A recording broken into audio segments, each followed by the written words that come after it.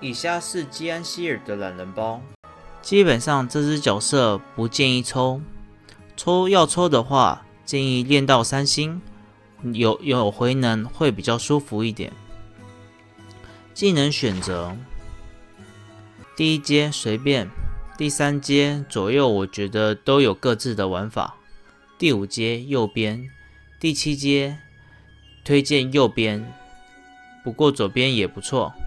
第9阶左边，第11阶优先左边。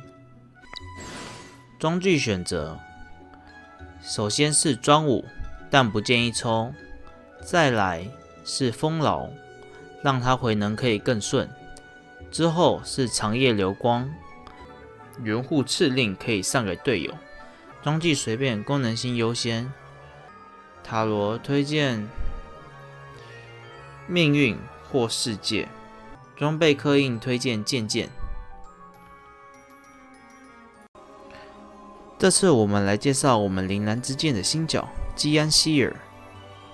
职业粉碎者，能走3格，阵营是埃拉曼和列阵如林。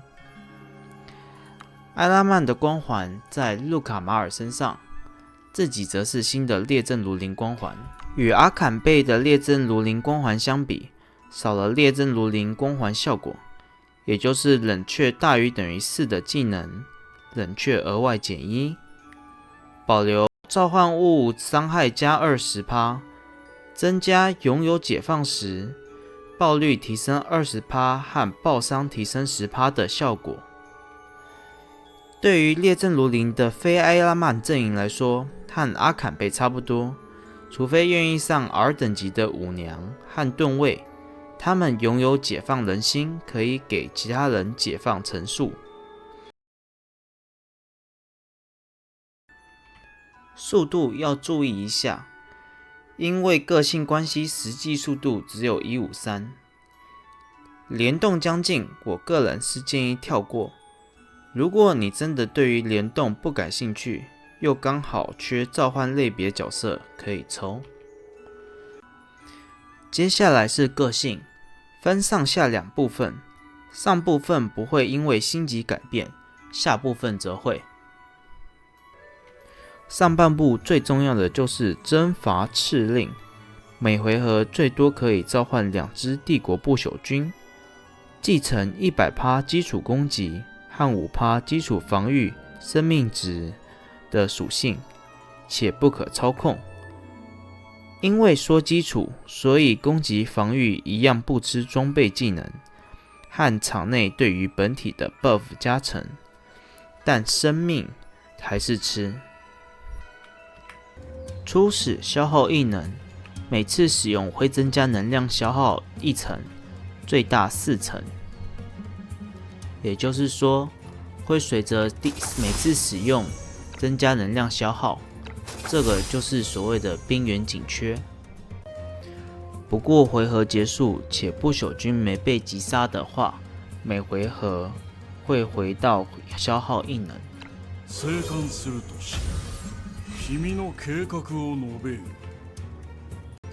第2部分就是回合开始，在自己周围的不朽兵，在自己回合结束会传送到旁边。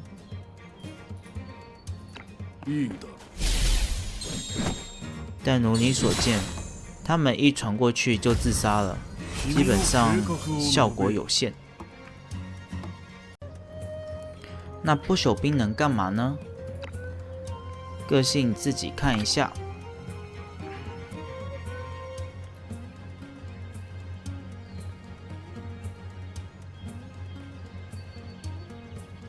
没有普攻，所以小锁叫不动。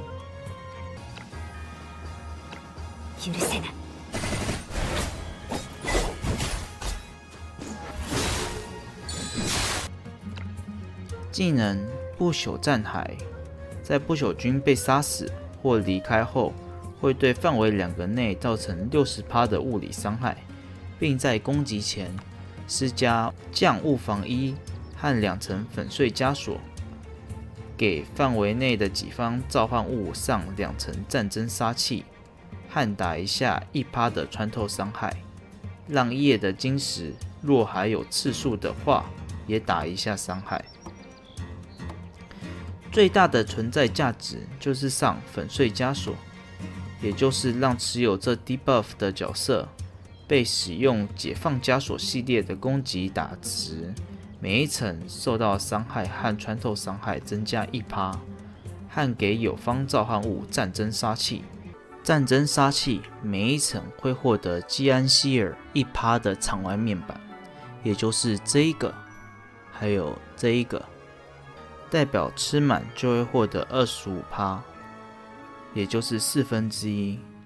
但是因为基安希尔的魔攻非常的少，所以吃魔攻的晶石和刺客，也就是叶加内和阿坎贝的召唤物，效果打对折。接下来是第二部分，身心造成的差异会显示在萤幕上，先自己看一下，待会再详细解释。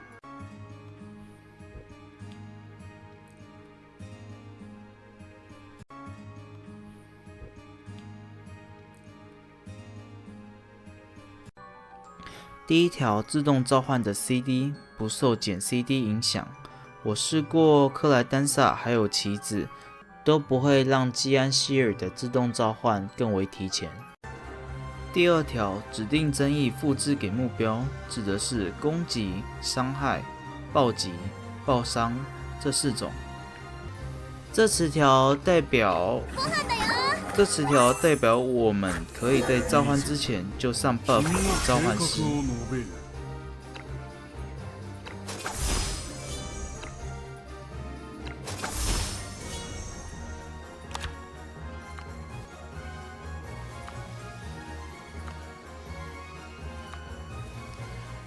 可惜叶大小姐没有。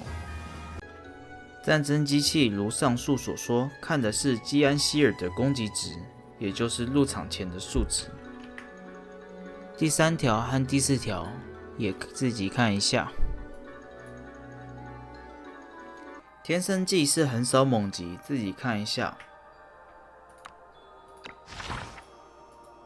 第一阶左边和右边没啥好说的，都是老技能。第3阶帝国史诗就是基安希尔回合结束后，不朽军获得移动+3，并立即喊着阿拉花瓜或是邦塞冲向敌人自杀式攻击，造成1%穿透和20%生命穿透，也就是碰撞的效果，然后自爆，造成60%物理伤害，给对手上8层粉碎枷锁。若因这个技能累积3次离场，就会增加下一回合召唤小兵时需要的费用1费，也就是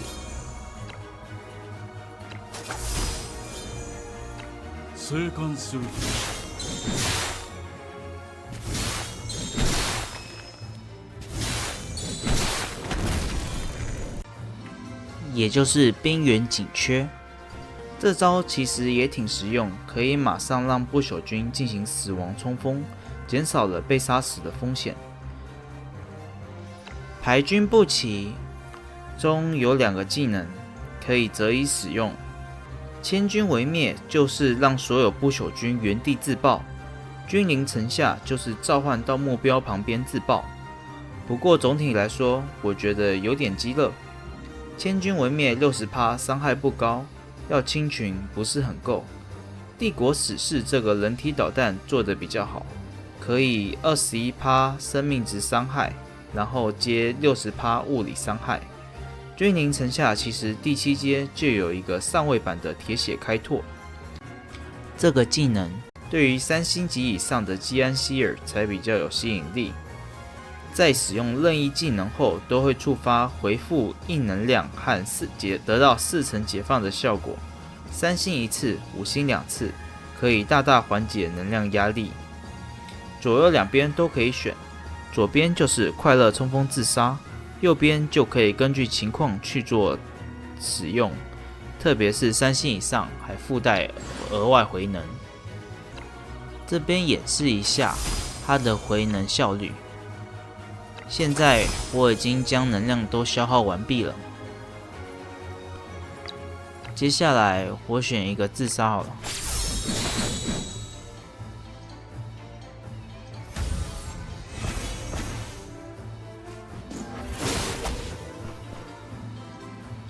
大家可以看到，我现在能量又回到3颗了。第5阶效果无悬念选右边。第7阶援护敕令，就是给6个范围内的己方上双防2的 buff， 给敌人上降攻2、降爆3和12层粉碎枷锁，给自己和根据解放层数10、20，额外给1人和2人上免伤2和偏血，也就是减伤50%。额外的友军单位还会获得1名附带4格内的援防的不朽军。这边示范一下20层的效果。右边铁血开拓，造成100%伤害，并且附带20层粉碎枷锁，降双防2，并在目标身边根据解放层数10、20层，分别召唤2或3位不朽军，并使1圈内拥有解放的召唤物获得10%基安希尔的面板攻击，也就是战争杀气10层。之后鞭打这些不朽军，让他们摘棉花，不对，让他们阿拉花瓜，并随后离场。但同时因为攻击后马上让不朽军离场，所以其实会打2刀 60%。 实际上输出上限是自动召唤1只，加上主动召唤的2只，再加上使用这招会召唤的3只，并加上自己的100%伤害，总共能造成820%。帝国の礎としよう。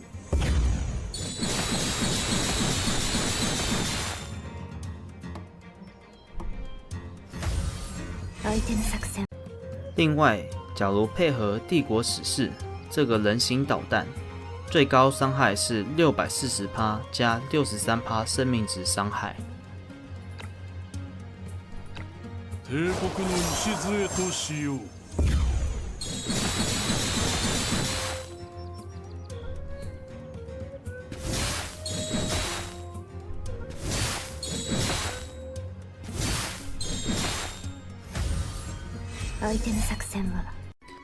但要注意，以上这些计算都太过理想，会去占掉队友的格子，其实也蛮亏的，非常不容易达成。遇到大型王，他这个技能也很难完全发挥。以上伤害计算看看就好。左右两边会优先推进右边，然后如果有需要的话再开左边。第9阶没啥好说的，缺能量选左。不过假如用世界，左其实也用不太到。第11阶军令如山就是列阵大光环，阿坎贝的沙漠特规升级版，非沙漠角色帮助不大。总揽大局可以规避不朽军个性的死亡后增加能量消耗，被多次攻击也会多次反击。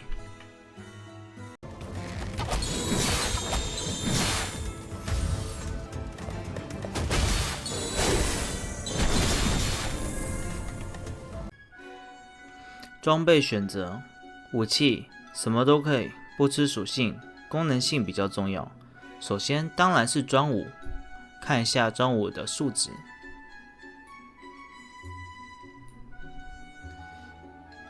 但我不建议抽，本身其实可以给大锁和2王子，但是因为他们召唤都会直接结束回合，然后就没有然后了。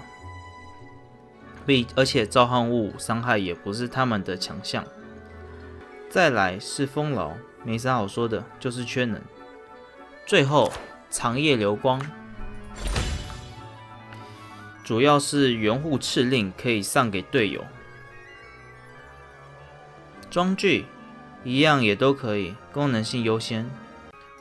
刻印推荐剑杖，我用剑杖主要是因为剑杖比较多刻印。好的。